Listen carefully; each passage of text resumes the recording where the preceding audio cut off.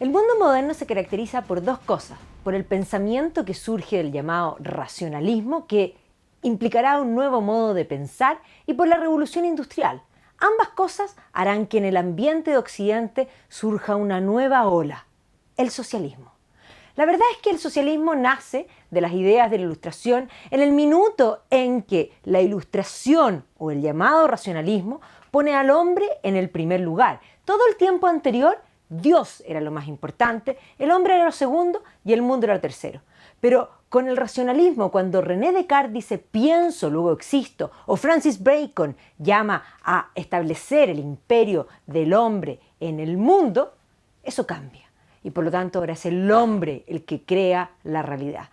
Ese nuevo parangón que pone al hombre, pone a Dios segundo, esta gente todavía eran creyentes, y pone al mundo después, cambiará todo. Todo se verá desde un nuevo prisma. Cambiará el arte, todo lo que hace el hombre merecerá ser pintado, cambiará la religión, que de alguna manera se irá disminuyendo la figura de Dios, cambiará la cultura, que de alguna forma se centrará mucho más ahora también en la ciencia, en cómo el hombre puede descubrir los misterios del mundo. Y en la política surgirá la política moderna, la soberanía popular. La idea de que el soberano ya no es Dios, sino que es el hombre. Y surgirán dos grandes ideas que desde el siglo XVIII están rigiendo la política contingente hasta el día de hoy. Una idea libertaria y una idea socialista. Dos autores, de hecho, van a establecer teorías pactistas. El primer pactista va a ser Hobbes, pero la verdad es que Hobbes es un poco diferente. Él piensa que existe un estado de naturaleza, un estado social y entre medio un pacto. Esa es la idea que todos los pactistas van a tener. Lo que pasa es que Hobbes cree que el hombre es malo y que para poder vivir hay que hacer un pacto. Y por lo tanto el Estado debe ser grande y castigador. Pero los dos autores que me interesan para las dos corrientes que se enfrentan hasta el día de hoy en el ambiente son, por una parte, el inglés John Locke, que va a establecer que el hombre en el estado de naturaleza es bueno. Que ese hombre que es bueno tiene derechos. Y esos derechos son el derecho a la vida, el derecho a la propiedad y el derecho a la libertad. Y esos derechos deben ser protegidos, sea como sea. Y para garantizar que esos derechos se protejan, se hace un pacto. Y se elige un Estado que debe ser pequeño. Tiene que ser pequeño, porque si el Estado es muy grande, eso implica que ese Estado podría pasar a llevar los derechos que son de los individuos. Los individuos son los sujetos de derecho y el Estado, por tanto, debe estar cuando el individuo no está. Ese es el concepto de un Estado subsidiario. Los individuos resuelven su realidad y cuando no pueden hacerlo, aparece el Estado. La visión de Locke es que el individuo es más importante que el Estado y que la libertad es más importante que la igualdad.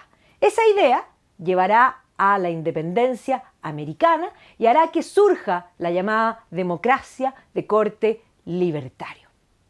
Por otro lado, la otra gran idea es la idea de Jean-Jacques Rousseau, que parece que parten igual, pero la verdad es que son agua y aceite. Jean-Jacques Rousseau dice que el hombre es bueno, los dos dicen que son buenos. Dice que el hombre era nómade, era un bon sauvage, corría a popelé por las praderas. Pero es más, es la revolución agrícola la que hace que el hombre se sedentarice. Y en ese minuto el hombre comienza a acumular. Y Rousseau dice que la propiedad es el origen de todos los males, porque genera la desigualdad. Y para él la desigualdad es el gran problema. Y por eso él dice que se pierde la bondad y para poder recuperar la bondad perdida hay que hacer un contrato social, hay que elegir a un gobernante que ahora tiene que ser grande, porque para él solo el Estado es capaz de devolver la bondad perdida. Y entendamos que la bondad se pierde por la desigualdad. Solo el Estado puede redistribuir. Y por lo tanto, la visión es muy distinta. Para Locke, la propiedad es sagrada. Para Rousseau, la propiedad es el origen de los problemas. Para el señor Rousseau, la igualdad es más importante que la libertad. Y no solo eso, el Estado es mucho más importante que el individuo. Y desde ahí en adelante vamos a tener esta pugna que de alguna manera va a definir lo que son en la historia las posiciones que hasta el día de hoy nosotros nos referimos como derecha e izquierda. Y entendamos que las derechas mientras más individuo y menos Estado haya, más a la derecha se está. Y mientras más Estado y menos individuo haya, más a la izquierda se está. Y por lo tanto hay que comprender que cualquier posición que llama a hacer crecer al Estado es de izquierda. Y además hay que comprender algo más importante. Todo totalitarismo en la historia, que es completamente Estado, es de izquierda. Así que el comunismo que va a surgir después, el nacionalsocialismo que también va a surgir en el marco de estas ideas socialistas que están en el ambiente, y el fascismo son todos regímenes de izquierda. La ultraderecha no ha gobernado nunca y no va a gobernar jamás, porque la ultraderecha, que cree infinitamente en el individuo y no cree en el Estado, quisiese que el Estado no exista. Entonces, dicho eso, y una vez establecido, entendamos que las ideas de Rousseau son la cuna del llamado socialismo. Esas ideas van a llevar a la Revolución Francesa. Y la Revolución Francesa es un evento tremendamente importante y tremendamente vigente en los eventos que estamos ahora viendo. La Revolución Francesa y toda revolución pretende ser fundante. Quieren cambiar todo de cuajo. Y por lo tanto vamos a ver que la revolución no solamente va a terminar con el llamado antiguo régimen, sino que además va a establecer una otra cosa que es un componente esencial para comprender no solamente la revolución misma, sino que todo el siglo XIX y todo el siglo XX, y yo pensé que hasta ahí, pero también para entender el siglo XXI. ¿Qué es lo que plantea la revolución? La revolución, ya cuando ha sacado de alguna manera al rey, se ha establecido la república a través, ¿no es cierto?, de primero la Asamblea de los Estados Generales y después la Asamblea Nacional Constituyente, que le va a dar una constitución a Francia, la revolución se va a desmadrar. Todas las revoluciones son incitadas por ideólogos, siempre. Y una vez que los ideólogos incitan, y se aprovechan de los malestares sociales siempre han existido. Y en todas las revoluciones están ahí, como pasto seco. Pero alguien tiene que prender el fósforo. Y efectivamente en la Revolución Francesa había pasto seco, y una vez que la revolución se inicia, adquiere su propia dinámica. Y en la mayoría de las revoluciones adquiere una dinámica sangrienta, donde ya nadie, ni siquiera los ideólogos, la controlan. Cuando la revolución está absolutamente desmadrada y el grupo más exaltado de la revolución, los llamados jacobinos, van a definir algo muy importante para todas las revoluciones posteriores. Los jacobinos van a ser los primeros radicales y podríamos decir los maestros de todas las revoluciones posteriores y de todas las masacres que vamos a tener en la historia posteriormente. Los jacobinos van a dividir de alguna manera a la gente en pueblo, y digo las comillas, y no pueblo. ¿Quién es el pueblo? No necesariamente son aquellos más humildes que tienen menos bienes materiales, como podrían intentar definir algunos, sino que pueblo es aquel que piensa como yo. Y no pueblo es aquel que no piensa como yo. Pero más allá, no es solamente eso, sino que la idea jacobina quiere renovar la raza humana. Y como dice Saint-Just, renovar la raza humana desde la sangre. Y como dirá Maximilien de Robespierre, a los amigos de la revolución se los gobierna con la razón y a los enemigos con el terror. Y efectivamente la Revolución Francesa va a cortar cabezas por una parte y va a matar de muchas formas diversas a mucha gente. Los que más van a morir en la Revolución Francesa no son aristócratas. Hay aristócratas que mueren porque la verdad es que mueren de todos los estamentos. Pero los que más van a morir son miembros del clero y son miembros del Estado llano, principalmente artesanos y campesinos. ¿Por qué el clero? La revolución es anticlerical, quiere refundar, quiere terminar con lo anterior. ¿Y qué representaba el clero?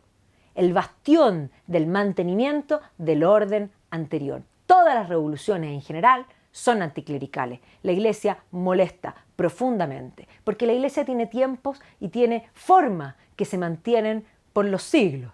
Y obviamente, si pensamos en la cultura cristiana occidental, el credo niceano se hace en el Concilio de Nicea en el siglo IV y todavía está vigente. Es una institución que permanece y las revoluciones quieren destruir y crear algo nuevo, desde la ceniza, como un ave fénix. Entonces, la Revolución Francesa es fundamental. Y de la Revolución Francesa entendremos que va a venir la Revolución Industrial, La revolución industrial va a crear muchas cosas fantásticas, nunca nos cuentan eso, siempre nos cuentan que es lo más perverso que ha existido en la historia y que de alguna manera generó la alienación del hombre. Y la verdad es que no, la revolución industrial va a crear el mundo moderno. No solo va a inventar la sociedad de consumo, sino que además va a inventar todo lo que nos gusta, desde el tiempo libre, las vacaciones pagadas, antes no existían. Nunca nadie tuvo vacaciones pagadas por nadie.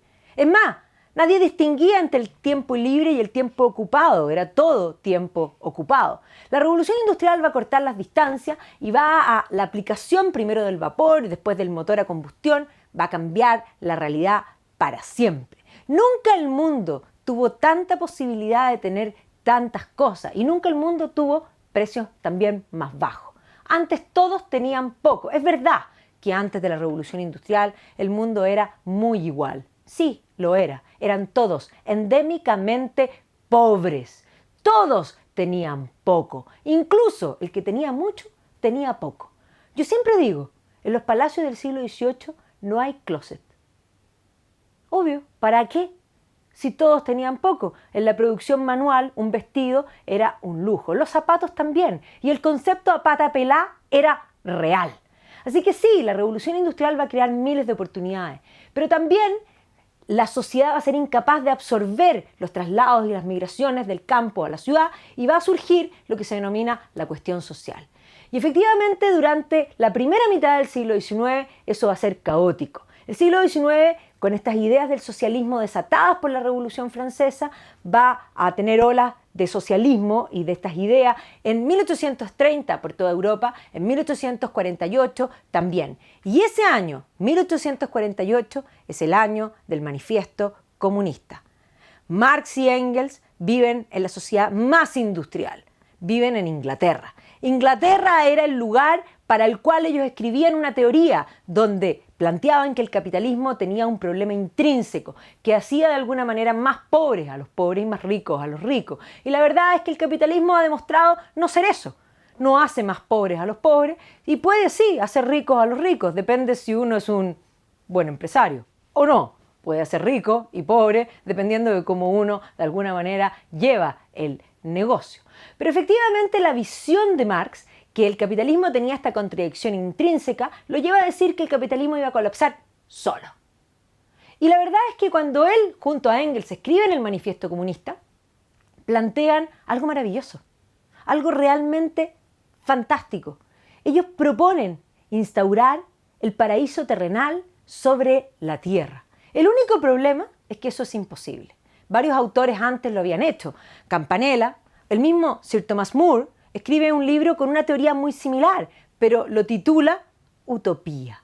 Porque básicamente hay que comprender que los hombres no son iguales, ni pueden ser iguales, porque somos personas únicas e irrepetibles. Y además somos libres, y la libertad es la que hace que cada uno se autodetermine de un modo distinto. Y por eso, por más que yo establezca la igualdad material en todo, al poco tiempo va a haber desigualdad. Y de alguna manera, el tratar de hacer una igualdad tendríamos que ser clones, como de Star Wars, o determinados, es decir, no libres. Por lo tanto, siempre la igualdad se logra a costa de libertad. Y vamos a ver en el próximo capítulo cómo el marxismo se va desarrollando y cómo de alguna manera esta nueva idea va a aprender.